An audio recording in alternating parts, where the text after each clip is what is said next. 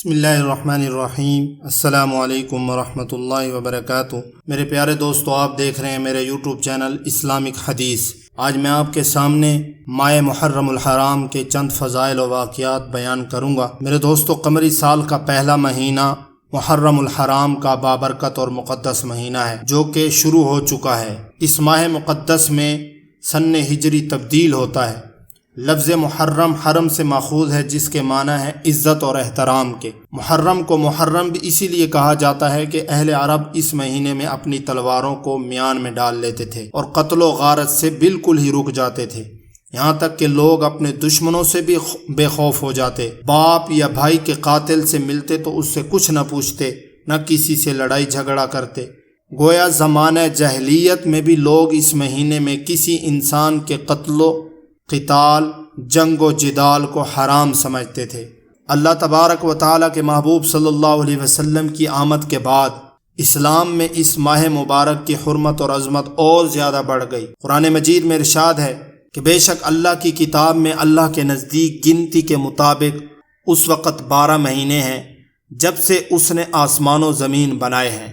ان مہینوں میں سے 4 حرمت والے ہیں، یہ سیدھا دین ہے، تو ان مہینوں میں اپنی جانوں پر ظلم مت کرو۔ اور حرمت والے 4 مہینے ہیں جن میں محرم، رجب المرجب، ذی قعدہ اور ذو الحجہ شامل ہیں۔ سیدنا علی رضی اللہ تعالیٰ عنہ سے کسی نے پوچھا کہ ہمیں رمضان المبارک کے بعد کس ماہ میں روزے رکھنے چاہیے؟ تو فرمایا کہ میں نے صرف ایک آدمی کو حضور صلی اللہ علیہ وسلم سے یہ سوال کرتے سنا تھا۔ اس وقت میں آپ کی خدمت اقدس میں حاضر بیٹھا تھا۔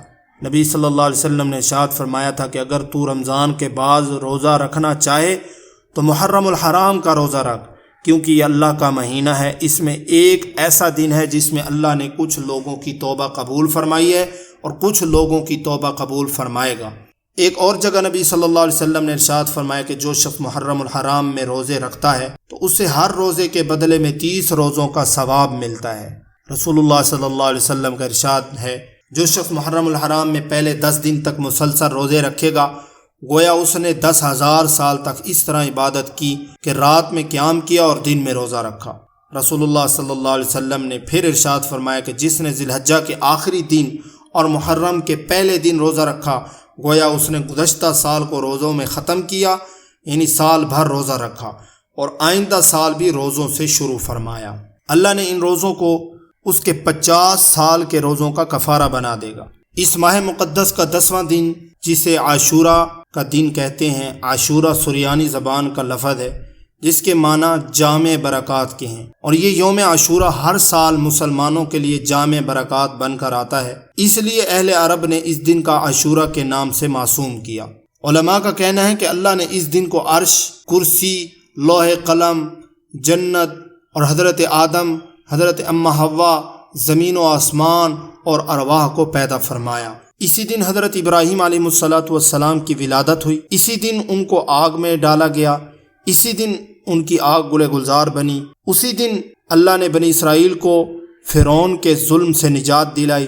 یہی وہ دن ہے کہ جس میں حضرت نوح علیہ السلام کی کشتی جودی پہاڑ پر رکی، اسی دن حضرت سلمان علیہ السلام کو اللہ نے ملک عظیم عطا فرمایا، اسی دن حضرت یونس علیہ السلام مچھلی کے پیٹ سے باہر آئے اور ان کی توبہ قبول ہوئی، اسی دن حضرت یعقوب علیہ السلام کی بینائی واپس آئی، اسی دن حضرت یوسف علیہ السلام گہرے کنویں سے نکالے گئے، اسی دن حضرت ایوب علیہ السلام کو بیماری سے شفا ملی، اسی دن اس زمین پر آسمان سے پہلی بارش اسی عاشورہ کے دن ہوئی، اور اسی دن نواسہ رسول، جگر گوشہ بطول سیدنا امام حسین رضی اللہ تعالیٰ عنہ اور ان کے گھرانے کی کربلا کے تپتے ہوئے صحرا میں شہادت ہوئی۔ خاندان رسول نے اپنے مقدس جانوں کا نذرانہ دے کر دین اسلام کو بچایا۔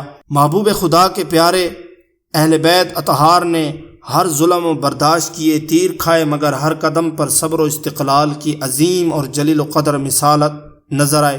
سیدہ ام المومنین حضرت عائشہ صدیقہ رضی اللہ تعالیٰ عنہ فرماتی ہیں کہ زمانہ جاہلیت میں قریش عاشورہ کے دن یعنی 10 محرم کا روزہ رکھتے تھے، اور رسول اللہ صلی اللہ علیہ وسلم بھی اسی دن کا روزہ رکھتے۔ جب آپ نے مدینہ منورہ ہجرت فرمائی تو خود بھی اس دن کا روزہ رکھا اور لوگوں کو بھی حکم دیا کہ وہ اس دن روزہ رکھیں۔ جب ماہ رمضان کے روزے فرض ہوئے تو آپ صلی اللہ علیہ وسلم نے فرمایا کہ جو چاہے عاشورہ کا روزہ رکھے، جو چاہے نہ رکھے۔ اس دن کے روزے کی بڑی فضیلت ہے۔ رسول اللہ صلی اللہ علیہ وسلم نے ارشاد فرمایا کہ اگر مومن زمین بھر سونا خرچ کرے تو بھی عاشورہ کی فضیلت کو نہیں پا سکتا۔ اس دن مومنوں کے لیے جنت کے 8 دروازے کھول دیے جاتے ہیں تاکہ وہ جس دروازے سے چاہیں جنت میں داخل ہوں۔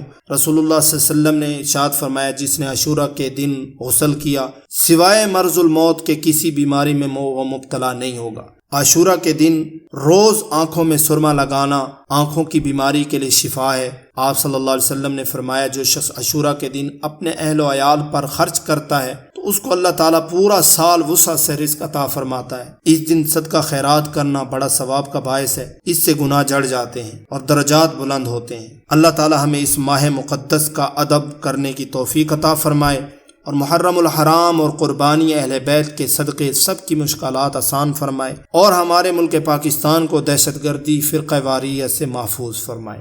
آمین۔